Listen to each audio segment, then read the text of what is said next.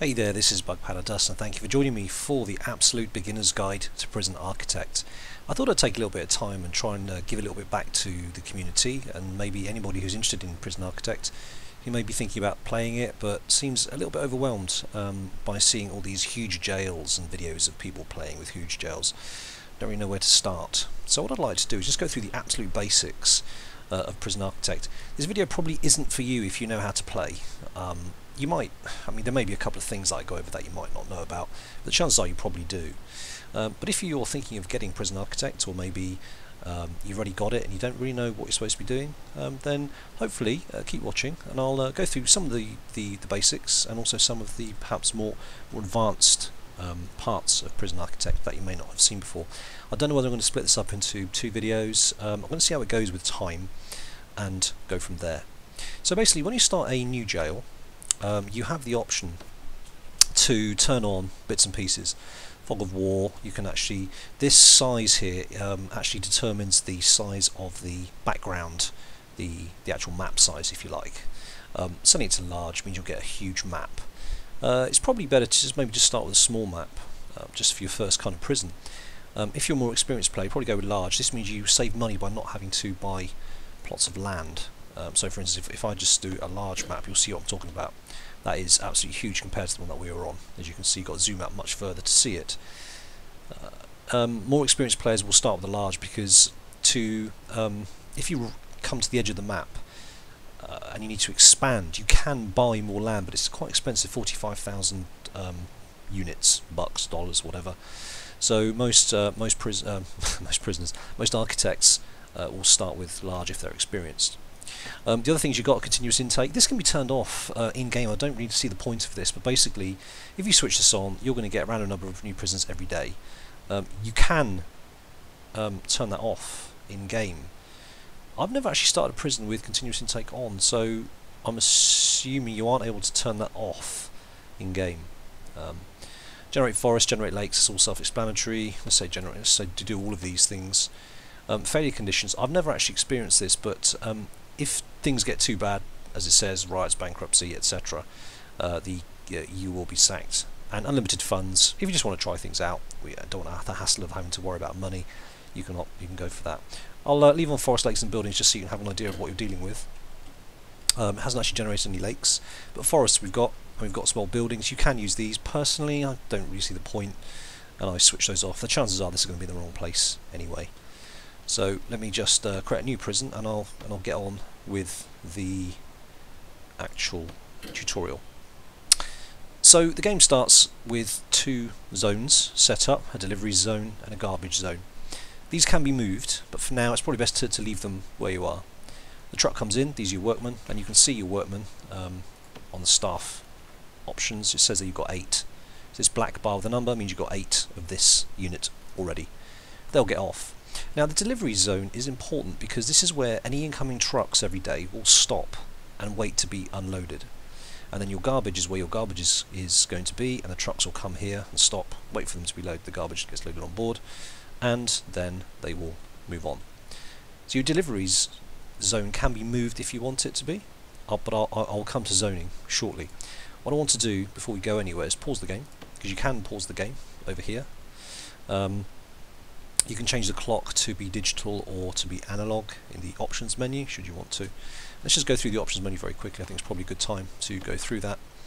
Graphics is kind of self-explanatory, I'm not going to go through that particularly, as is audio. Game, room checker box. This will basically show the background as a checker box if a room has been allocated. Makes it easier to see. Autosave timer, clock type, this is what I'm talking about. Switch to analog or to digital, 12 or 24 hour. You can also do time-lapse if you want to. I've never done anything with this, but some people have, and it actually looks really cool. And language is obviously language. Right, now, onto the game itself. I don't think I've actually missed anything here. Let's have a look at extras. Yeah, I'm not going to cover this particularly, so let's not worry about this too much. Now, the game itself. When you start, it can be a little bit, well, I haven't got a clue what I'm supposed to do. So the planning tool here is your friend. Now, some players don't really bother with this. They just kind of do it organically, they let the prison grow. But you might want to go to the planning tool and you can actually just plan walls like so. It's very easy to click and drag to get some idea of where you want things objects maybe. Put a door in there perhaps, and maybe stick some showers in here, that kind of thing. And also pathways, should you want to get to that degree of planning. This can be quite useful. I've started to use it recently and it's pretty good.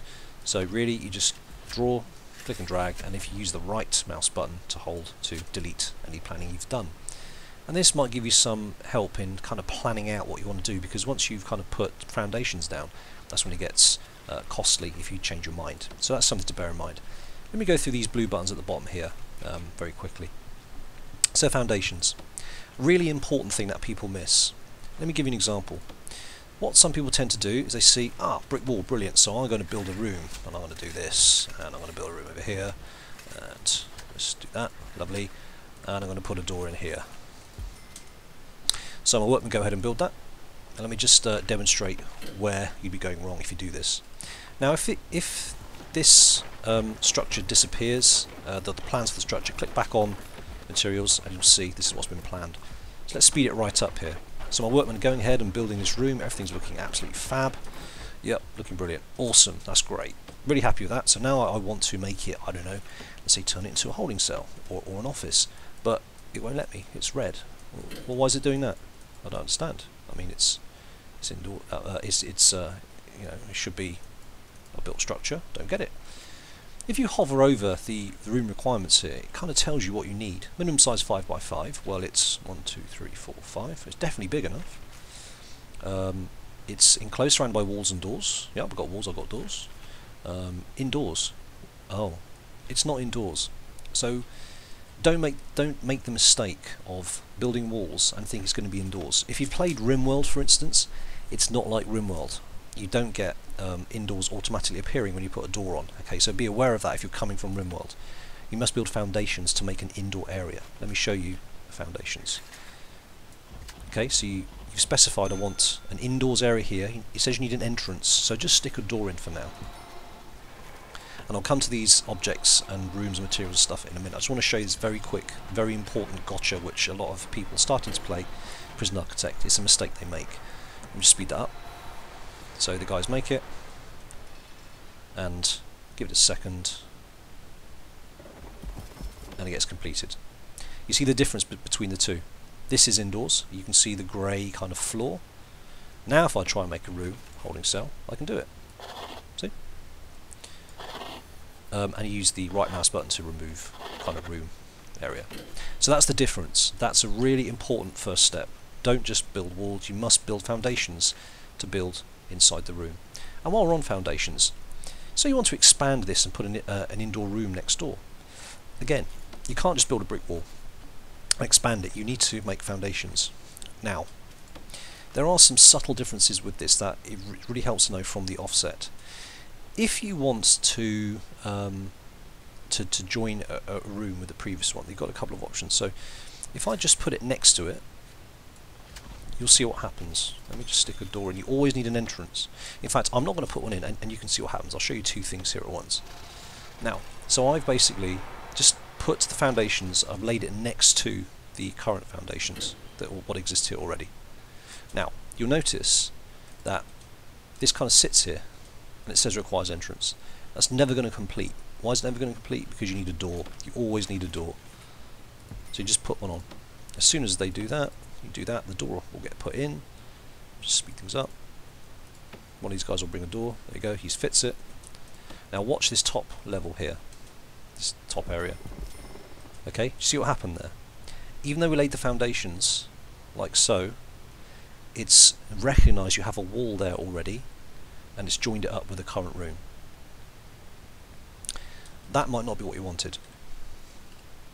So the other option, because you have a brick wall left, if you don't want to have a wall left, you get the foundations and you overlap with the previous foundations, and you'll see what happens now. If you overlap, you're basically telling your guys to treat this as an open area. Let me just put the door in quickly. You see what's happened there? Did you see the difference? This gets rid of the dividing wall, and if you put a foundation next to it, like this, it will leave a wall in. So that's how you expand existing buildings. Pretty straightforward, really.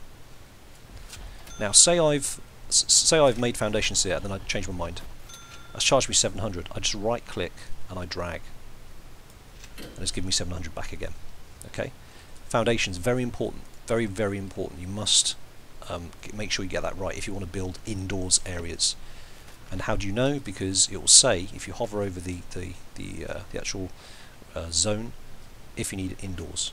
Not everywhere it does, but most of them do. Right, so that's that. What's the next thing we're going to talk about? Materials. Lots and lots of materials. Most of this is for floors. Okay, you might think, well, I don't really care about flooring, it's cosmetic. Actually, it's not. The reason it's not is because your guys will walk at a certain speed. If you bang concrete tiles down, so let's make this a concrete area, for instance. It does cost money, but it will speed up their movement. And let me just cancel this as well. So now, these workmen will move faster over concrete than they will over just dirt.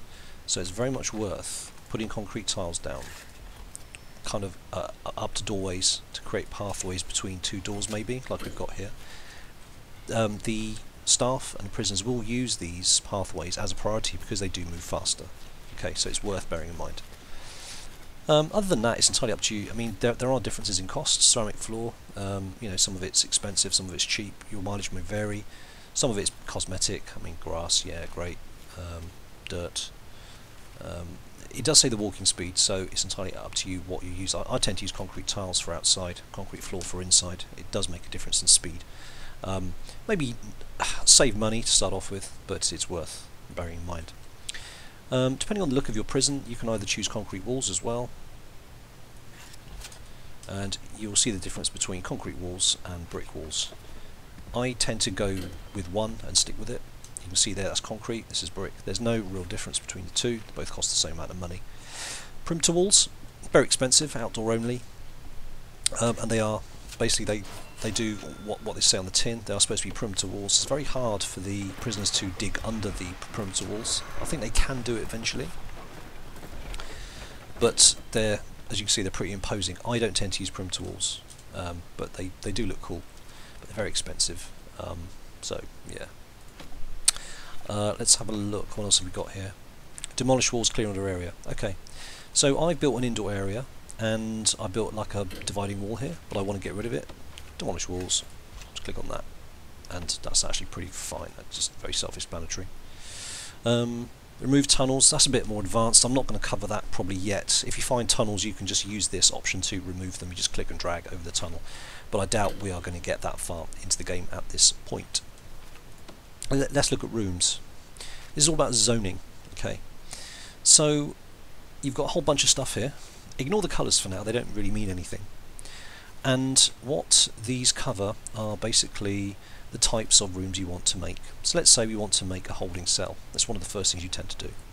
So I'm going to make a holding cell, click and drag, and if you overlap slightly, it doesn't matter because you can't so you can't make a wall any kind of zone. So I can click and drag there, that makes a holding cell. So that's great, but it's got this flashing red triangle, which means something's wrong. So you hover over and it tells you, well, minimum size 5x5 is fine, it's enclosed, which is great, it's indoors, but you need a toilet and a bench. We will come to those things very shortly. So what else can you do with rooms? You can also go to the rooms square, and then if you don't want a particular area to be zoned, you right click and you drag, and that takes a chunk out of it. Hopefully you can see that in the video. Okay, so I can actually get rid of all of that, and it's gone. Okay. Don't worry about execution, it has no place in the game as it stands at the moment. And also these greyed out areas, blocks here, are things that you can unlock later on. So don't worry about that too much either.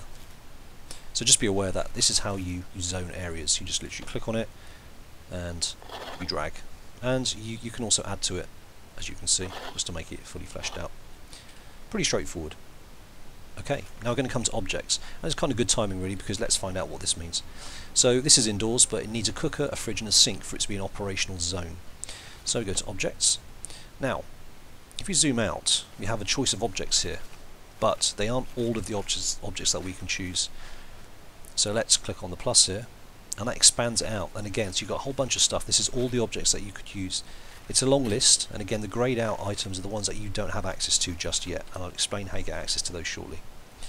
Best thing to do is actually just make that smaller and enter the search term for the item you want. So say you're looking for, I don't know, drain. You can't see that there for the life of you, so you just type in drain and it will filter it out. It's actually quite useful. But for the instance here, so if you zoom in, oops, let me just delete that.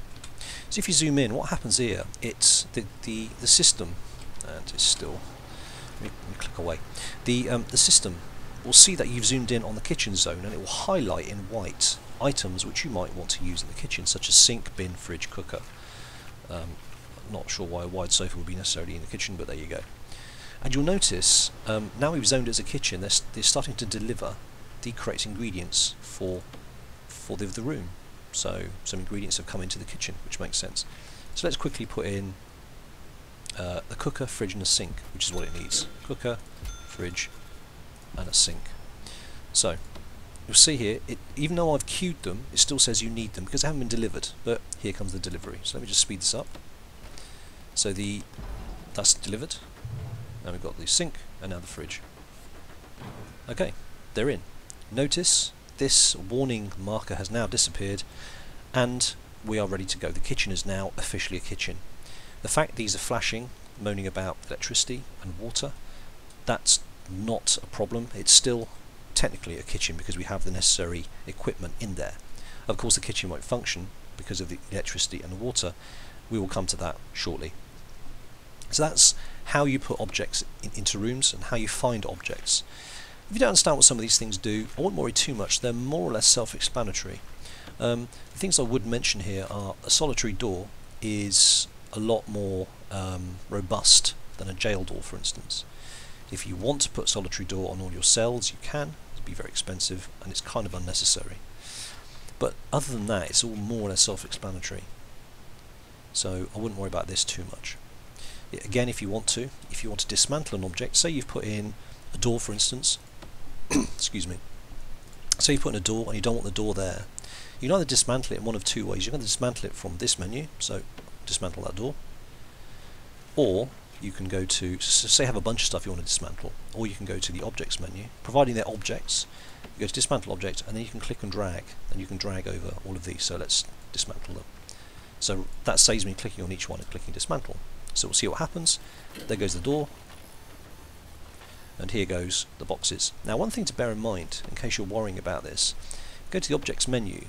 You'll now see that we have a 1 under all these objects that have been dismantled, and what that means is that they've been stored. So we haven't lost them, we still own them, and we won't have to spend any money if we now redeploy another sink, fridge or cooker, because they're ours.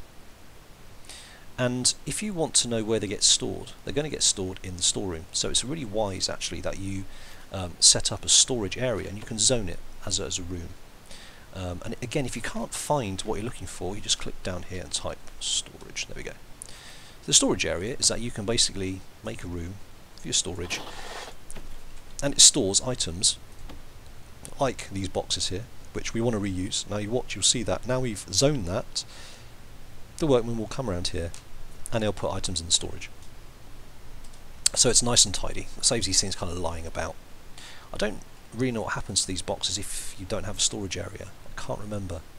They might get moved to deliveries or they might stay put. I honestly can't remember. I've always had a storage area, so I honestly don't know. Okay, so that's the objects tab. Moving on to staff. Staff's kind of self-explanatory. You can hire staff members here. You can't fire them from here. Let's move that on. So say I want to hire a couple of guards. I literally just click on guard and I click 1, 2, and I've now got 2 guards, as you can see. Again, the greyed out staff members here I can't access just yet because I need to unlock their speciality, their area, if you like. This is probably a good time to talk about the warden, I think. I need to hire a warden. A warden is really important, and what we need to do with a warden is we need to give them an office. And once the warden has an office, they can start to unlock some of the other things that your prison needs. So let me do that very quickly now. Let's get rid of the kitchen. We don't need the kitchen. I'm going to turn this into an office, which is where we're going to put the warden. Now an office only needs to be so big, 4x4 in fact, but let's, for the sake of argument, let's put the warden in here. The office, we got minimum size and it's indoors. We now need an office desk, a chair and a filing cabinet. We go to the objects menu, go to chair, we go to desk, and we go to filing cabinet. Just stick those in there for sake of argument. So let's just put that in. Okay, brilliant. So this office is good to go. Now we can hire our warden from our staff menu, like that. And the warden appears straight away. And you'll see this is now changed to warden's office. What does this mean? Well, this means that you can now start doing what's called bureaucracy. And this is up here in the menu. This has been moved in the last patch. This is Alpha 28 that we're on, by the way. So click on bureaucracy, and you open up this menu here. So now we've got the warden in, and he has an office. We can now choose to unlock one of these other branches of items here. So security, this means that you can hire the chief of security. If you hover over it, it tells you basically things that it can do. Deployment menu is one of the most important ones. It allows you to set patrols for your guards, for instance, and also the danger level in your prison. You can also unlock the finance, or sorry, the accountant, should I say, which gives you a financial report for your prison. Maintenance, and again, just read through all of this stuff. Some of it you want to unlock before the rest. It's entirely up to you. You can also hover over the items that are greyed out because these need to be unlocked from here. It's all more or less self-explanatory. Some of these you'll want to get before others. Some of these are going to be more important to you. If you're going to do a lot of building, you want to unlock maintenance and the clone tool, which is really useful as well. So that's staff, more or less self-explanatory. Utilities. Again, this is really important to understand this because this is something that is going to be the backbone of your prison. One of the first things you do when you start building your prison is you must have set up a power station and a water pump station. So let's get those in. Doesn't really matter where they go, but one tip I will give you is make sure you leave one square around the outside of the power station, and I'll explain why you'd want to do that in a minute. And let's put the pump station next to it, but leave that gap. Okay, so now you've got them put in place. We're now going to see them install it. Here's the power station, and you can hear that clunk clunk noise, and here's the water pump station. Now, this indicator here gives you an idea of how much power is being drawn on the power station at the moment. When that red bar reaches the top, this will shut down because it's run out of power. So, what do? You can buy capacitors. These capacitors are fairly expensive, and you're not going to need them really straight away. Your prison won't be drawing enough electricity until you really start getting to kind of setting up a workshop, but we're not going to cover that probably right away here, so we won't worry about that too much. But the capacitor, basically what you do is you can add on power. So if I just add on one capacitor, you'll see what happens. Now, also on here you can now start to power the pump station. Because the pump station is one square away from the power station, it's actually drawing power from it straight away. Otherwise you need to put down electrical cable.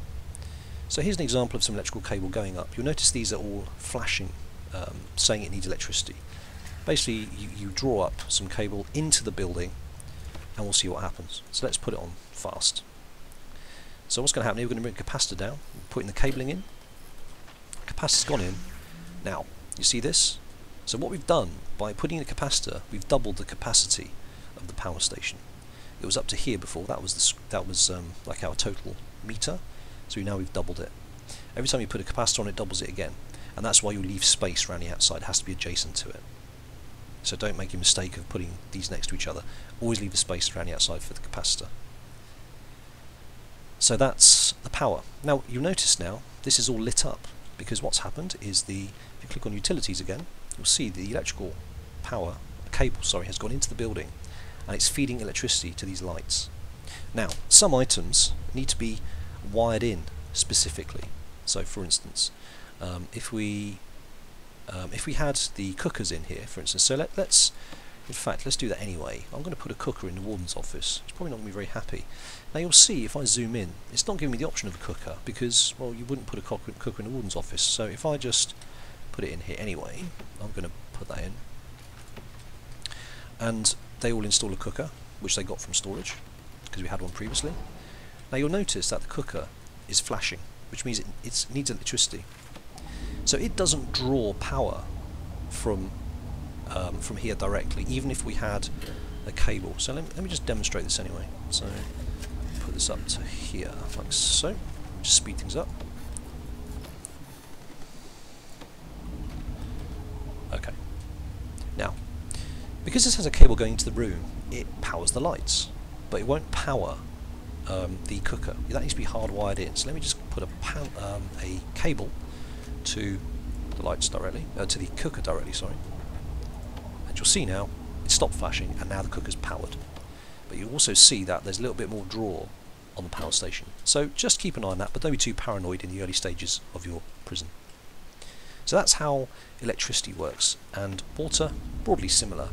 Water does need to be connected to every single device that needs water. So for instance, kitchen sink.